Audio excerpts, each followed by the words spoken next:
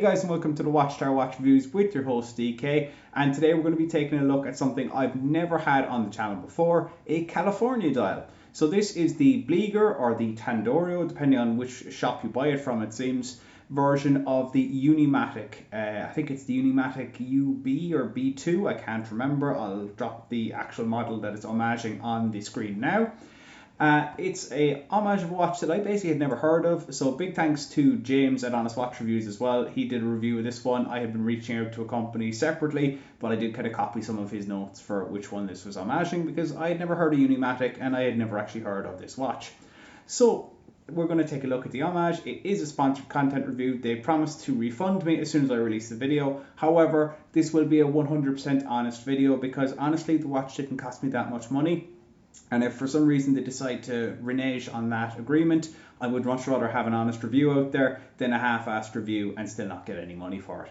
So we're going to take a look at this Bliger Tandorio tandem team up triple threat, I don't know, something, and see if it's worth your money and see if it's worthwhile picking up. Let's get to it. So let's crack on with the unboxing. Now, as I mentioned, I did get this one for free and there are two movement choices for it. There's the prices, there's the movements for it. I'll pop affiliate links down below. So as I say, I did get this one for free. However, it is a Tandorio, which I actually thought was going to be a Bliger, but apparently Bliger and Tandorio have a working relationship together. So they're pretty much, as far as I can tell, in joint venture with this one.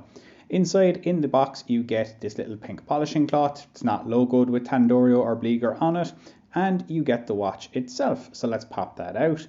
There it is, that California dial. There is also a more traditional dial option as well. You can get it in sort of a yellow lume or a white lume as well. You've got your hang tag there, not attached, but who really cares? It's a paper hang tag. What are you going to do with it anyway? And inside as well, you have your manual, fairly standard affair for a PT5000 unsigned warranty card though, unfortunately. So let's get into the dimensions of this one. Now, they measure it a little bit smaller, but I make it 39.5 millimeters in diameter, 42 millimeters at the crown. So a bit smaller than normal, but also quite nice. Now, it will wear a little larger because of that large lug to lug of 47.5 millimeters, but because it's a flat case, it's going to wear larger because it doesn't conform or curve down to the wrist. 20 millimeters lug width means you've no option, or you've no problem in changing out the strap options, I should say. Tapers down as well a little bit. 13.7 millimeters thick, including that severely domed crystal. 12.9 at the edge of that crystal. So you can see there that is adding 0.8 millimeters. And the weight is bang on 100 grams exactly. So it's a really nice everyday wearing around weight for a watch like this. So specifications on this one, it is all 316L stainless steel on the case, the crown and that fixed style bezel. You can see as well that case very, very flat on that one. As I said, there is no curve at all to this and it is an homage of the Unimatic. I believe it's the H2. I'm not too sure of that one, but I'll look it up after I've done the voiceovers for this one and pop it on the screen. You can see as well the brushing is very even. They've even brushed the crown, which is an unusual one. Normally that's left high polish, but that is nice.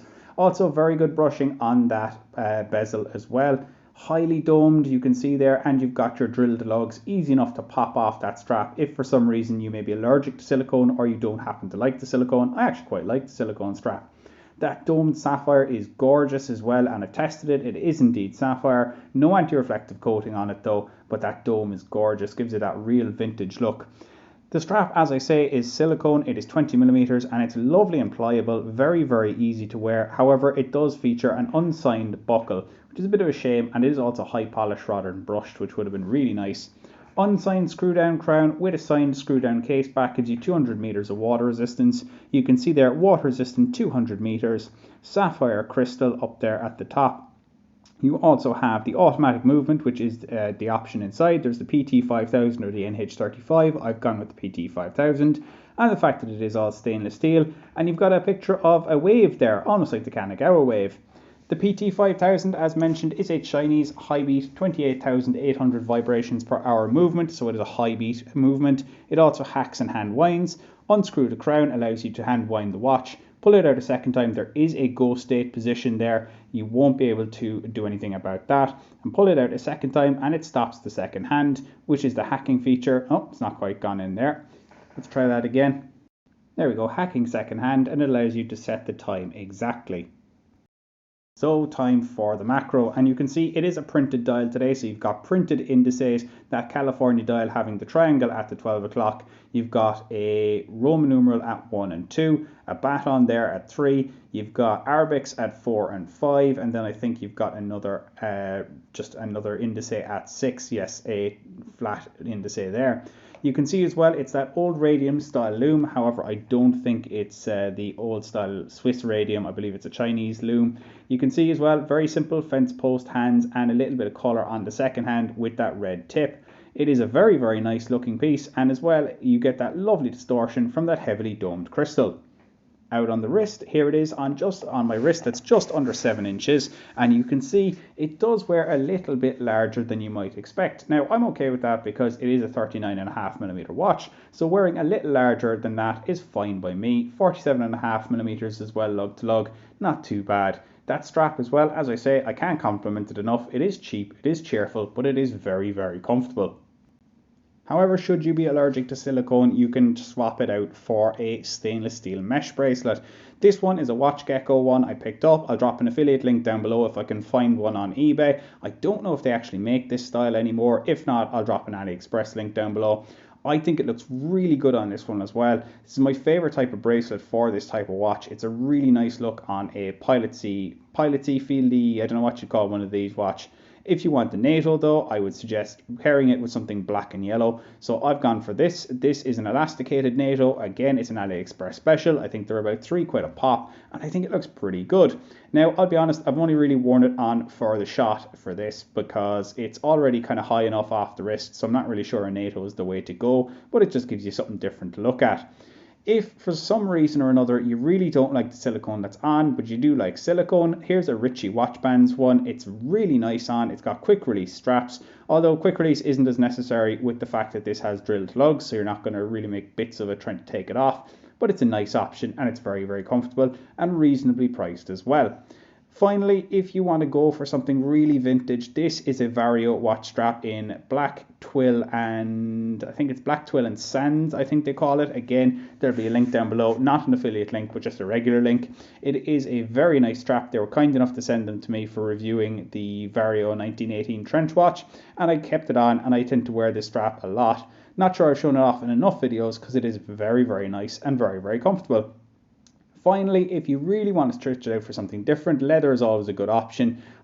I'm trying to remember, I think this one is a alpha leather strap that again I got from Watchgecko when they were doing offers on multiple straps on a deal. It's very nice on, if my camera could actually focus and see it. There we go, that's a bit better. And it's really nice and comfortable and suits the dial of the watch. So likes and dislikes on this one. Well, the first thing I'm going to say is, and this is a polarizing one, I really like the California dial. I don't have a California dial watch in my collection, and I think this is one that's going to stay. I just really like it. It's something different. I understand why people might hate it. There's a lot going on with it, which is why I think it's good that it's printed rather than applied indices. I also really like the case. I think the fact that it's got a good level of brushing on it, the fact that you've got a brush crown as well is something different. You've got your drilled lugs if you don't like to switch out the strap and you don't want to make bits of it. And you've got your domed sapphire crystal as well, and the fact that it is so heavily domed gives it that vintage look. I think it's really cool. Again, some people are going to hate it. They're going to think they're going to knock it off every door handle under the sun, but if it's sapphire, I'm not too worried about that. It doesn't scratch. Well, it shouldn't scratch anyway. It shouldn't chip. It shouldn't scuff up too much. And to be honest, for the price of this one, I wouldn't be too worried anyway. If needs be, you could always just get another piece of sapphire on. The other things that I'm not such a fan of, well, the fact that this crown is unsigned is a bit of a shame, but the thing that I really like is underneath that crown, a high beat Chinese movement for under 150 quid. How can you go wrong for that? In fairness, the fact that you're getting a high beat movement at all for this price is incredible to me, and the rest of the watch is a very good value proposition. As well, that strap, as I mentioned, yes it is budget, yes it is cheap, but my god is it comfortable. I hope people aren't allergic to this. I don't know how common a silicone allergy is because it is really comfortable, and if I'm honest, you could actually pop it off this watch, throw it on a diver, and it wouldn't look out of place at all. It's very comfortable, and I've kept it on this strap or the Milanese mesh that I showed off in the video most of the time. Now, I do wish that it was a signed crown. They've signed the case back, but it's an unsigned crown, which is a bit of a shame.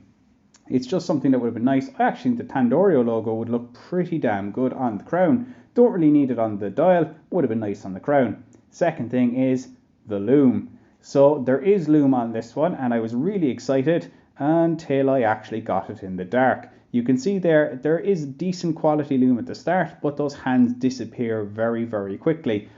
A couple of minutes into the 15 minutes of footage, about 4 or 5 minutes in, it's pretty much gone off camera, unfortunately. And I did wear it to bed a couple of times to see if that was just something that was my camera not picking up the light, but unfortunately it's not.